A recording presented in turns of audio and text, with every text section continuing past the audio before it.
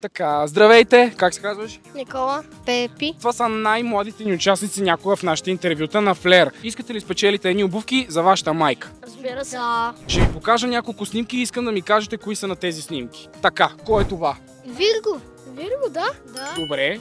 Вирго. Отиваме към втората снимка. Каква е тази снимка? Кой е този? Това е Слави The Clashers. Това е Слави The Clashers. Абсолютно. Леле, как го познаха? Кой е това? Били Айлиш. Да, това е Били Айлиш. Да, това е Били Айлиш. Къде ги знаете толкова много, бе? Ние се заинтересуваме с такива неща. Браво. Гледаме много, слушаме музика. Браво. И покрай брат ми и сестра ми. Супер сте. И сега знаете ли какво направихте? Спечелихте едни обувчици за вашата майка. Наистина? Да, точно така. Да. Сега ще ви ги дадем. Ето, заповядайте. Ето го пликчето. Може, ако искате да ги извадите, да ги покажете.